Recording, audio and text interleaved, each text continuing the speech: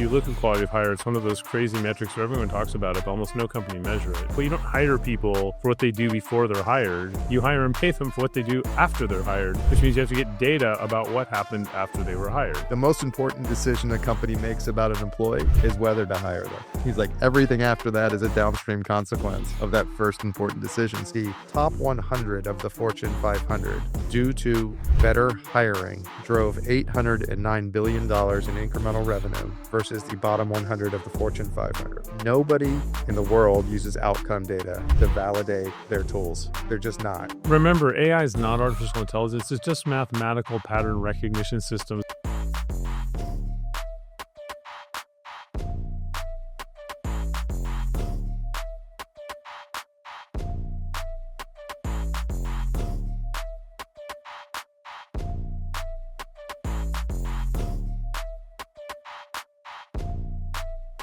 Again, good morning, everyone. This is Bob Pulver from Elevate Your AIQ, part of the Work Defined podcast network.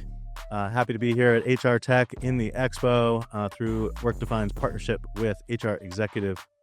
And this morning, I have the pleasure of speaking with Mr.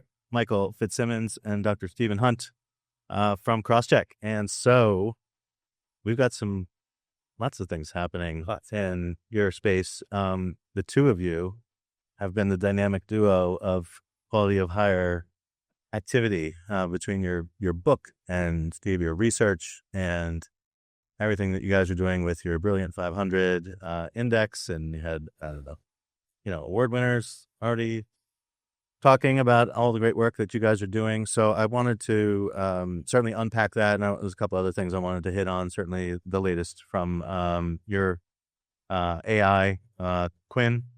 I want to hear about that. And then we'll talk a little bit about the Human-Centric AI Council that Crosschq is underwriting. So let's dig into the quality of hire work. Why don't we just maybe give people a little bit of background about, the genesis of this. Obviously, Crosschq has been focused on this for a while. A challenging metric that people don't always track consistently or measure consistently. So who wants to sort of start to unpack this? Yeah, I'm happy to start to unpack it. So the funny thing is about Dr. Hunt and how we came together, which was really inspiring when I first met him and told him what we were trying to do in terms of helping companies better measure and improve quality of hire. His head was like this. He's like, that's the Criterion challenge. I've been working on this for 30 years. Here's all my books. And I get this book on hiring success. And the big quote on the book is, the most important decision a company makes about an employee is whether to hire them. He's like, everything after that is a downstream consequence of that first important decision. So anyway, that's how we kind of got together and got engaged and have been working together. But just some context from a company's perspective, that's what Crosschq's mission in the world is to help organizations both measure and effectively improve quality of hire. That's what we're all about. Excellent. So Steve, tell us a little bit about how you went about this, the data that you used, how much of your prior work was sort of brought into this and how much was sort of fresh from, all the work that Crosschq was doing. Just a little bit about, maybe the methodology and that as well. Yeah. And it's definitely built on both, the work we've both been doing. Crosschq's been doing quality of hire work for a long time. And, I've been focused on it, really has been throughout my whole career in one way or another at different times. You start about that quality of hire. The first thing is, you can't improve what you don't measure. And if you look at quality of hire, it's one of those crazy metrics where everyone talks about it, but almost no company measure it. And most of these recruiting solutions, no offense to all of them out there, they're almost all pre-hire. So they're like, we trained our AI based on whether recruiters like them. It's like, well, you don't hire people for what they do before they're hired. You hire and pay them for what they do after they're hired, which means you have to get data about what happened after they were hired. And that's a complex problem that Crosschq's technology addresses.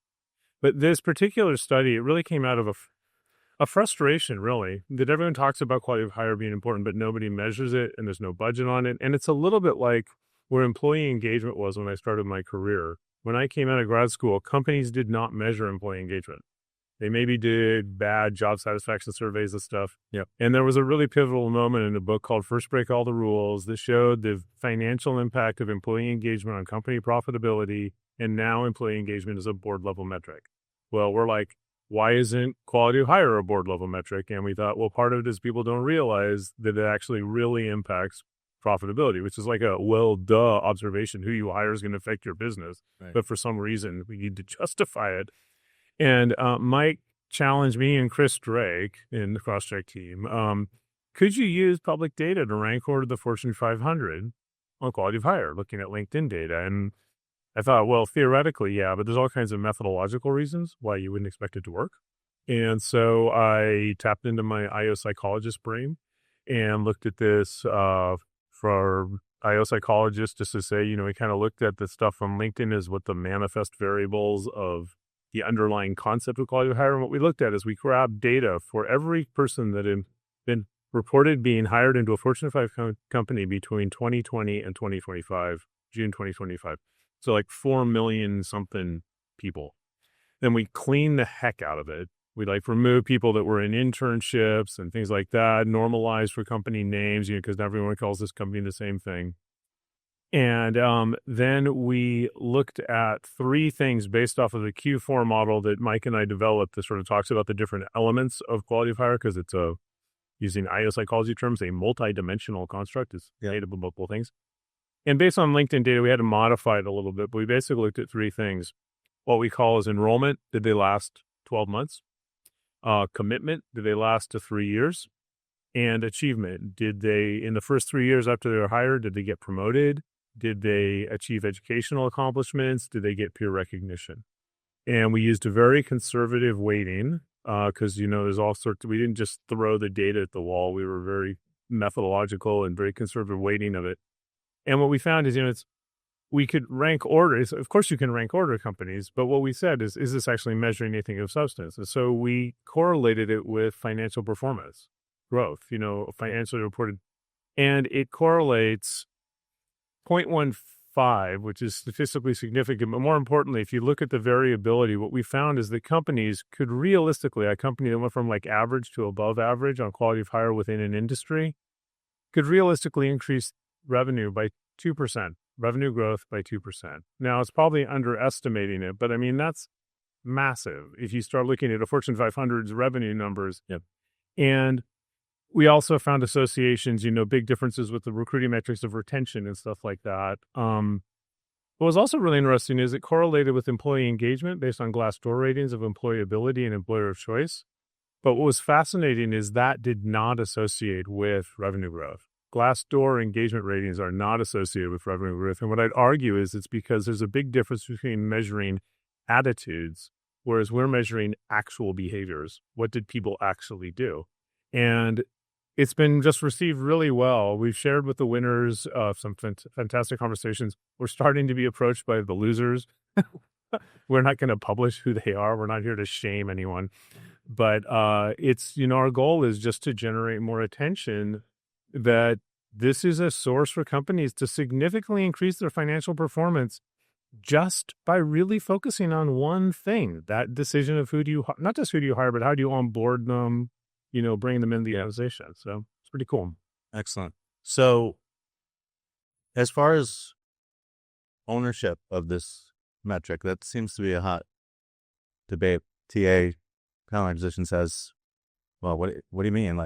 We got you all these great people. If they didn't stay, if they didn't seem committed, and whatever, then how is that on me? So how did you guys approach this when it comes to the talent acquisition, talent attraction kinds of people who just say, they might respect the point that you're making, but they're still this is out of my hands. I shouldn't be measured on this.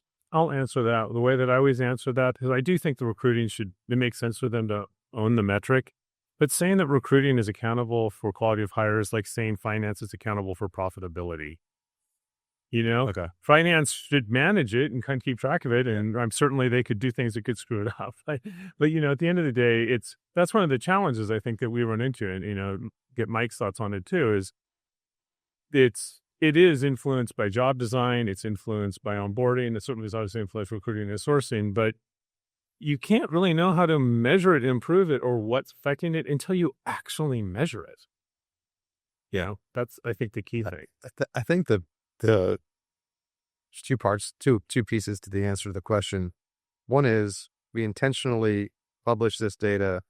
We featured all the TA leaders as part of the report that were winners because they deserve to be celebrated because they're doing something right. But it's not all the thing, and that's what we acknowledge. I think our primary objective with this was to get it on the radar of the CFO and the CEO, like full stop.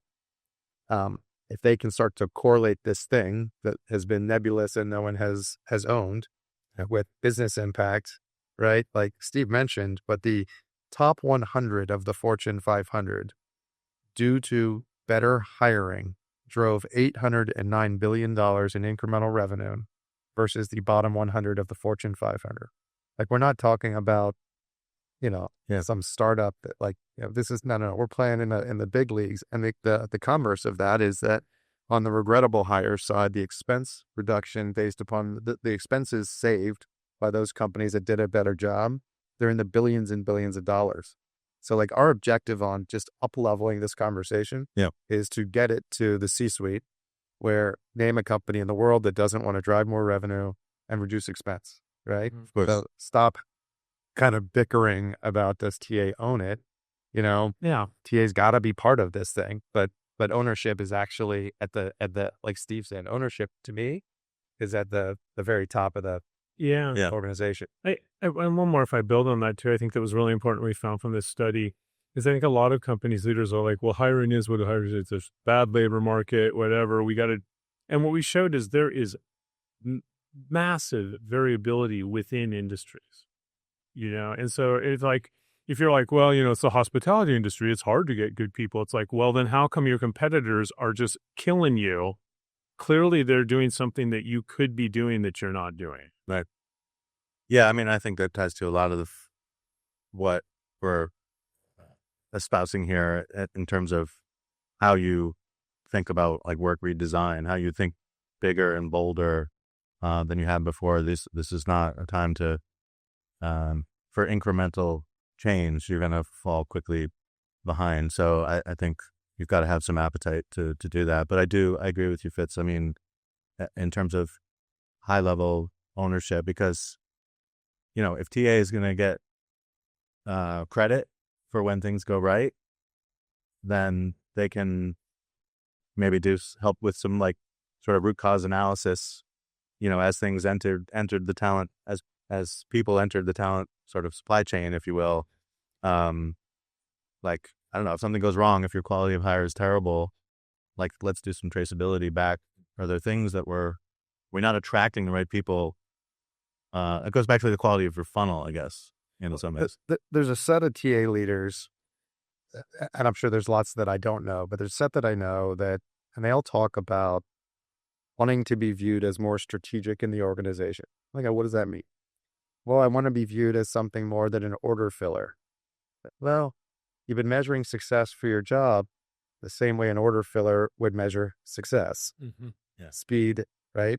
So just for a moment, if you could walk into your CEO's office and present to her that based upon what TA has done, you've driven $7 billion in incremental revenue, you've reduced, right? Yeah. Just think about how strategic that conversation all of a sudden becomes, right? And I think there's a thing in there where, that's going to be on behalf of our talent leaders to go say, I'm going to take ownership of this. Even though, I'm accountable for, but whatever, I'm going to go, right? And I'm going to go and I'm going to make real change in my company, because by making real change in my company is how I progress and how I progress in my career. So that's what I'm excited about with it. I really am. And the number of folks, especially the winners that we recognized, that literally 30 seconds after they were recognized, sent the note to the C-suite saying, hey, look, guys, we don't suck. Right? So there's some goodness in all of that, I think. Yeah, for sure. So this you have a dedicated website for the companies and the rank and the methodology. I noticed as well. So where can people go? People can go to brillianthire.com. Brilliant Hire. That's the easy. Or you can go to crosschq.com and you can get access to the report there. Perfect. Yeah. Perfect. I would also say too that there's a very detailed white paper, also the book that Mike and I gets into, like, well, how do you influence it? And we have a book that goes through all of the research on all the different moderators, which aren't, but it's sourcing and selection, but it's also onboarding, it's job design, and a framework to start looking at that. And actually, the follow on to this study, which will be a lot more involved, is really understanding why are the ones higher. We're looking at that now. Nice. All right, great. So Mike, what else is going on at Crosschq? How's Quinn doing? Well, what's going on at Crosschq? So this is the fun part. We've got two pieces to what we're trying to do. One is help you measure it, get your heads wrapped around it, enable you to benchmark it, all the things, so we can know where we're starting. And then the next question is how do we improve it, right? And so we're doing a lot of things, leveraging AI to build new applications, new agents that are just squarely pointed at improving outcomes, right? So one of the downstream of effects of all this data that we now have trained on, Steve mentioned for the study we published, that was based on 4 million hires, but in total, we have over 200 million hiring transactions in our underlying data set now. And so we're training our underlying models to actually better predict at a candidate level who has a higher likelihood of success and who does not. It's like it's a thing that the world has talked about, but you haven't had a training data set this deep to do that. And so if you think about all the different applications for that data, and now that we have it, and we think we're the only guys in the world that have it, right? Especially with the models we built on top of it, we're focused on why to offer. We're staying in that lane. Yep. So AI agents that do everything from the point of apply, evaluating a resume, automating the interviewing process using AI, conducting a skills and reference check, right? Yep. We've added agents around fraud detection as well, which is right squarely in this whole quality of hire conversation. And so we're just knocking those down really quickly, but that is the two steps to this thing for us is measure it, improve it. Excellent. Awesome. The other thing I wanted to talk to you about, Mike, is your sponsorship, your underwriting of the Human-Centric AI Council that's led by Kyle Lagunas at Kyle & Co. I'm a member of that council, and proudly leading one of the work streams around what does the future hold for things around AI literacy and readiness, adoption and change, responsible AI, what we call trust and safety, and then value creation, which obviously some of the quality of hire work you guys are doing fits right in there. And so yeah, maybe just a quick blurb about like why you guys wanted to be involved with this effort. So first of all, Kyle's initiative is bold and ambitious, and we're excited to invest in it and try to help push it forward. I think the broader conversation, look, the water's getting deep quickly. Mobley's got everybody's attention. Yep. An extra degree of conservatism has kicked in. That's okay, right? And we got to all kind of wade through the waters for the next 4 or 6 quarters while some of this gets sorted. But I will say, and Keith, our friend Keith Sunderling has been so consistent on this. And this is the guy, the EOC, that's been dealing with these things for years. And he's always said to us, he said, you are on the right side of history, right? Nobody in the world uses outcome data to validate their tools. They're just not. As Steve mentioned earlier, they're training it on human behavior. Like most of these AI matching tools have been historically trained on prior recruiter behavior. Yeah. Oh, hey, Bob, you look like you move people like Steve forward in the process. We found someone else that looks like Steve. We're going to move him forward in the process. There's a compounding, effect that's not rooted in outcomes. So I think that, from our perspective, we're on the right side of history. I think to the extent that and as Keith consistently tells us, to the extent that we can prove that the decision was backed up based on data trained by hard outcomes, right? Yep. Not some black box AI model that was doing weird stuff.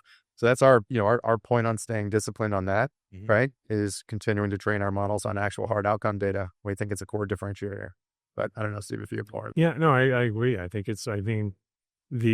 the key, and we've already with our customers seen some really cool stuff where when you look at outcome data and you start with the outcome data and then work backwards, like they've had examples where they put in selection tests, 15 years ago, and it was always used. And they found these tests, they might have worked 15 years ago, but they're negatively predicting performance now because the world has changed. Yeah. Or they're paying, we've always gone to these schools because these are where our our bosses went, right? And, go to my alma mater and they find, no, our best hires actually come from these other pedigree schools. So, but when you start with the outcome data, it changes the whole conversation, because when you go in, a lot of how companies hire is just based on tradition and norms, or it's based on flashy, cool tools that make it easier to hire, which isn't necessarily better. There's nothing good about making bad hires quickly. Right. But a lot of these tools are like, look how easy it is. You don't even have to talk to candidates. And, I can argue in some cases that's probably okay, but to get into it, start with the data and work backwards. Also, the biggest thing that impacts, candidate sourcing is job design. So a really interesting conversation with some of the customers that were at the top. They were talking about, like, in shift work where they're really challenging scheduling. And they're saying, if we can give employees more control over their schedule, which has a huge impact on people's ability to work shifts and stay, we can hire from a whole different candidate pools. Yeah. And these are challenges that I do think absolutely the talent acquisition should own the quality of hire data. But when they have this and they have this conversation, they become experts in attracting and retaining people in the company in that first phase, which is different than being experts in process execution around recruiting. Yeah, no, I absolutely agree. And I think there's, tying it to the council's work around human centricity. I mean, are we putting people in best position to be successful? I mean, this is a really important matchmaking exercise. And I think to your point, I mean, these things compound over time. So, I love what you guys are doing. Yeah. So. Well, I guess I would end on that too, going back to the AI council. Remember, AI is not artificial intelligence. It's just mathematical pattern recognition systems. They're really, really complicated, but it's not human intelligence. And it's trained on data, and what it's trained on, if you're not training it on what the target you're actually trying to hit, it's just like, imagine you're looking at a person shooting free throws and you never see whether the ball's going to the basket. You're like, well, they have perfect form. They look great. Don't they look like they would be scoring every time? But you never look, does the ball actually go in the basket? That's what we need quality of our data for. Yeah, that's good. That's a good analogy. All right, guys, we got to wrap it up. Thank you so much for having us. joining me. Mike Fitzsimmons, Dr. Steve Hunt from Crosschq. This is Bob Pulver from Elevate Your AIQ. Thanks, everyone, for listening.